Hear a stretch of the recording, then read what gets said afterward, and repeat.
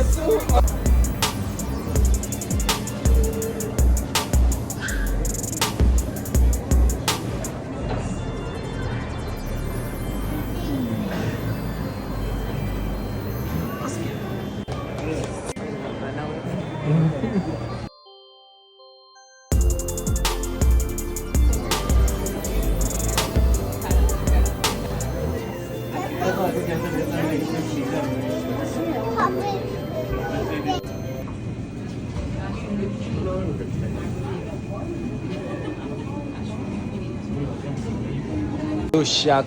What the fuck? Whoa, this is the scale. Is this the scale? Oh.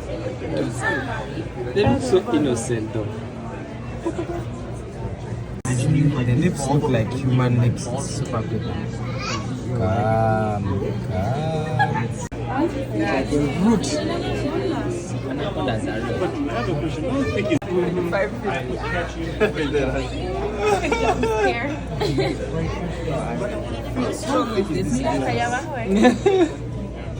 Don't disturb that sleeping snake. Oh, it's moving. But I'm surprised that it's not eating this little thing. I am by that one. I think it's Like this, voltage upright.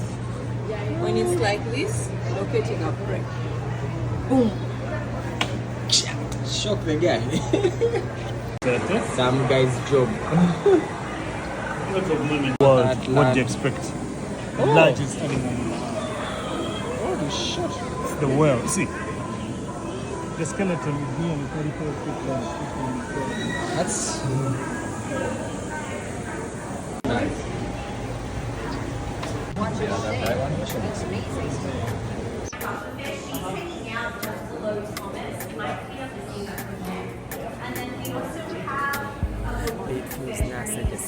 Where's the box? Something. This one.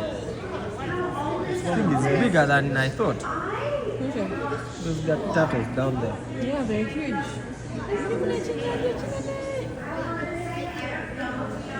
It's very rare. But yeah.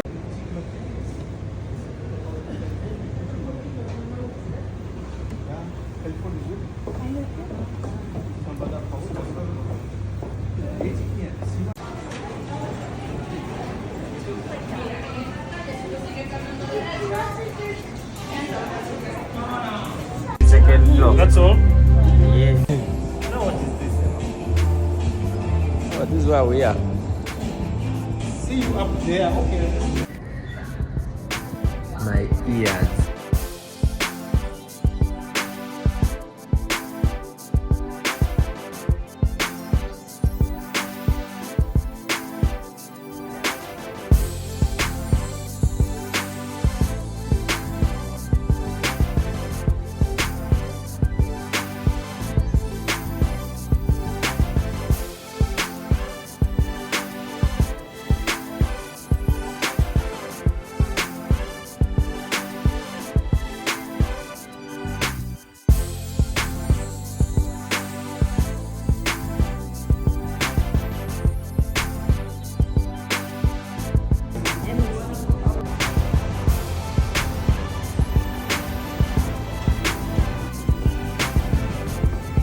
How these elevators.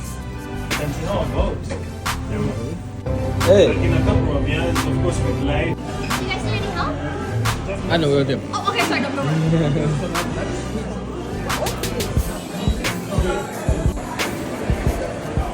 That's right, mommy.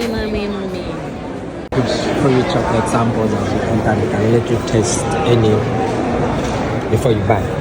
So we got some.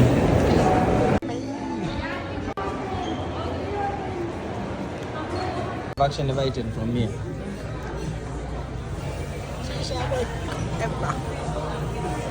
Actually, let me see what Not mojito. really nice. When I wow, what's that? Ready? Sorry? You ready for order or you gonna be more time? Yeah, I'm ready.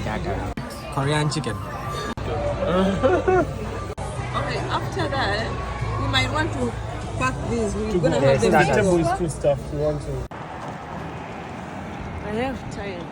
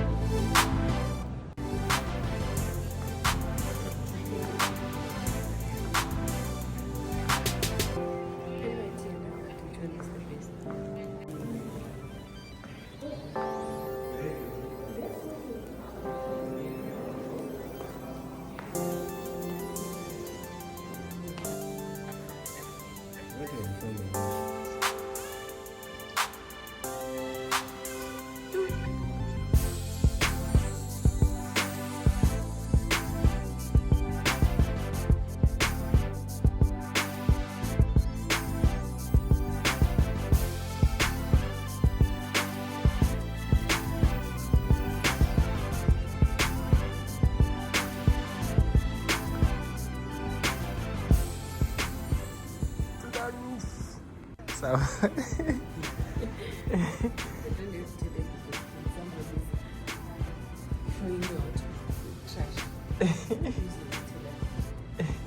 oh, they blur your face. That's cool. Is MIT? I'm sure someone's project.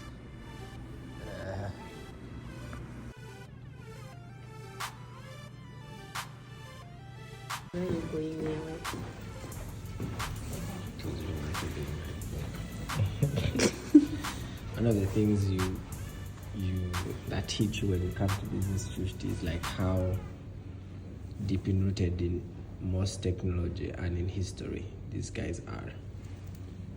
Like there's nothing. Dancing dots. Oh, okay. Camera can't see that. Check. Dancing dots. There's no piece of tech, there's no invention, there's no where MIT did not, and it's the School of Engineering, where MIT did not have a hand or a process or something. They are there. Ooh, shiny. It's literally what it's called. I don't even know what this is, but it's hard to find something. A modern piece of tech we use.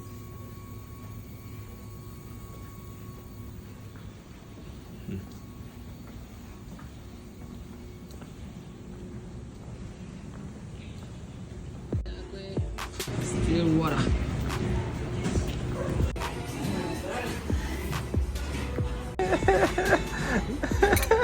Took me out.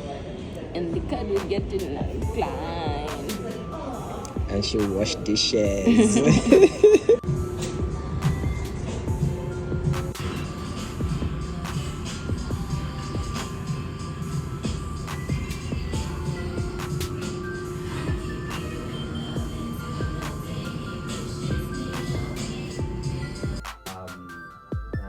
doesn't have to be us, it doesn't have to be me or Michael, but that's something I think should keep going. Let's also what we started was good, what we started was As soon as you've got unlimited internet, the first thing you do is watch as many episodes. And when you entered the realm of OCW, did you also, because I know you love YouTube, but did you also delve into what they offer in terms of like curriculum, problem sets, exams, those kinds of things? yes. So we're on the technical side. when I about maybe do you understand better why MIT would make this all free? Because you keep saying you can't believe it. Yeah. It was like a scam. It was a dream. It was not real. Now you've traveled a long distance. Yeah. What can you say about why you think it is free, and why you think MIT made the choice for it? Yes. Initially, I knew the power of education. I know the power of knowledge. I know it's actually the difference between, now being in the US and seeing, you would understand that, first of all, for such a great institution and putting these resources out there, it's one way of kind of like bridging that gap between like the divide I talked about earlier. Some people are able to access this, some people are not. That's just the reality that we're in. And them doing that, trying to bring that gap closer and closer. Take my example, let me just use my personal example. A person who's from like Uganda, never even dreamt of ever stepping on an MIT campus, but I'm getting MIT quality education, and I can rest assured without lying, that kind of did change my life. The knowledge I learned from that is what, and I had this in another MIT podcast somewhere. Like MIT teaches you how to think. People don't understand that, but it's one of those, if you see them, you're like, oh, okay. It teaches you how to think, and that's very important as you navigate through your life, the choices you make, the turns and all these things you take. And MIT gave me that. It taught me how to think, it taught me how to look at life in a different way, giving actual skills, taught me how to, do artificial intelligence and actually learn about these LLMs and from a technical standpoint. So now I understand that them giving this out is like, okay, we can actually impact lives outside the ones who come into the structured building side of things. So that to me is the biggest, like, I would say, not contribution, but the biggest from a personal standpoint. That, oh, yes, we need to actually change life, because at the end of the day, that's the mission. Yes, have a great school, build a great institution, but the impact is how many lives have you actually touched, how many lives have you changed. And when you're building, when you're an institution, there's only so many people in Boston, there's only so many people in America, there's 7 billion, and are we at 8 billion yet? But there's only so many, so there's only so many who can come here.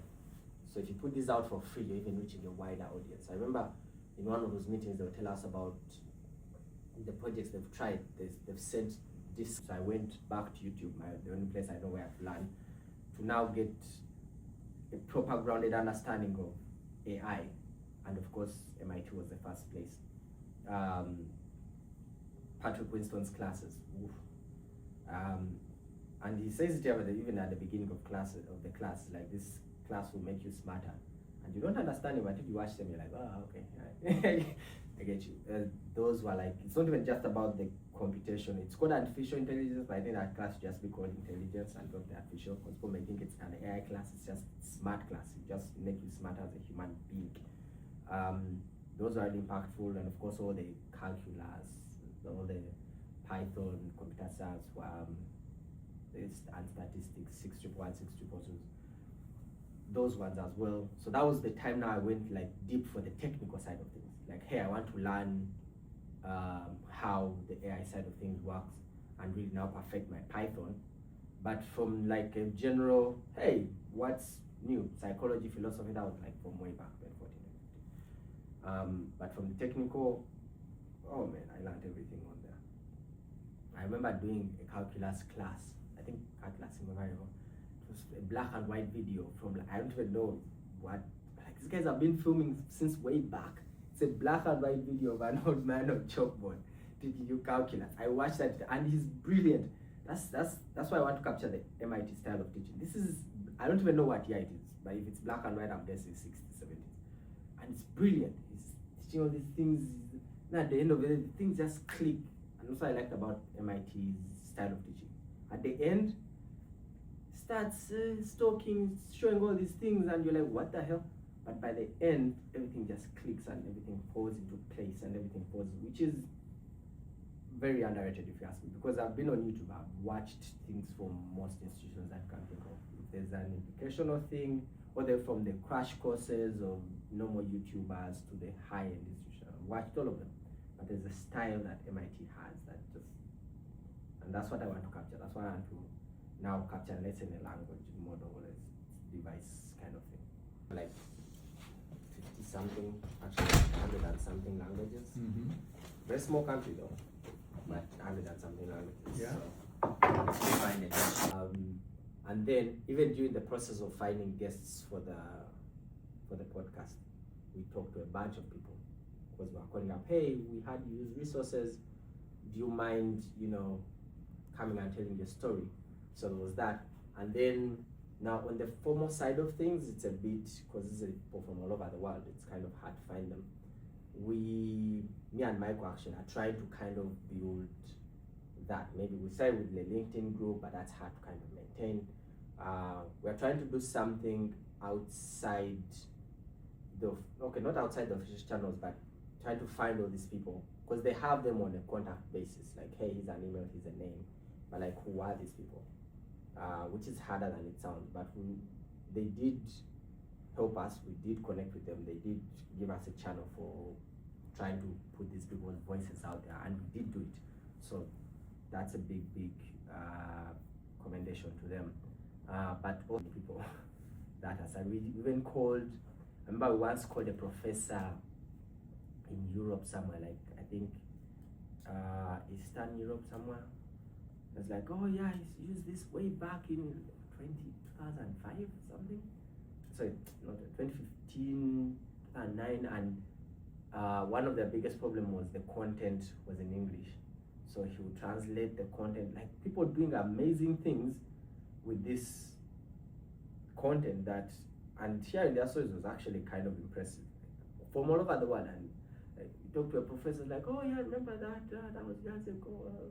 Then you talk to a random student from like America somewhere who was in the army, and then they got out and they needed to pursue a computer science degree, and they're like, oh yeah, I use those things. And then you talk to someone from India, like, oh yeah, like it was impressive. So it's a big community, and I wish we could find a way of like channeling all that into like one channel. I don't even know what the channel would look like, but so far OCW has helped in at least we talked to some of them.